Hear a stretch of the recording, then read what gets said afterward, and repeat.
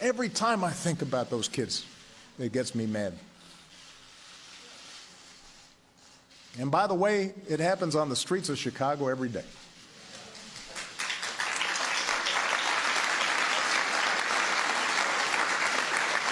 So, we cannot simply turn away and dismiss those in peaceful protest as troublemakers or paranoid.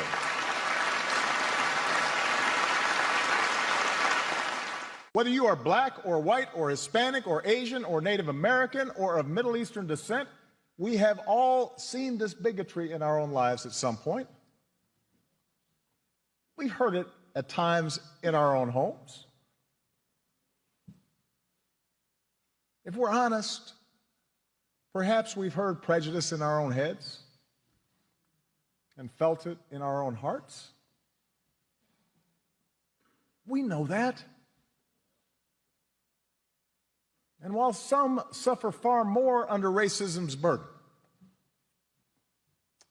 some feel to a far greater extent discrimination's sting. Although most of us do our best to guard against it and teach our children better, none of us is entirely innocent. No institution is entirely immune. And that includes our police departments. We know this. And so when African Americans from all walks of life, from different communities across the country, voice a growing despair over what they perceive to be unequal treatment, when study after study shows that whites and people of color experience the criminal justice system differently, so that if you're black, you're more likely to be pulled over or searched or arrested, more likely to get longer sentences, more likely to get the death penalty for the same crime.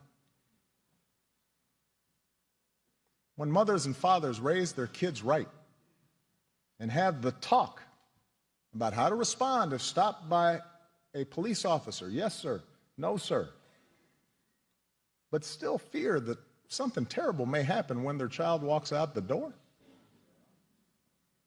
still fear that kids being stupid and not quite doing things right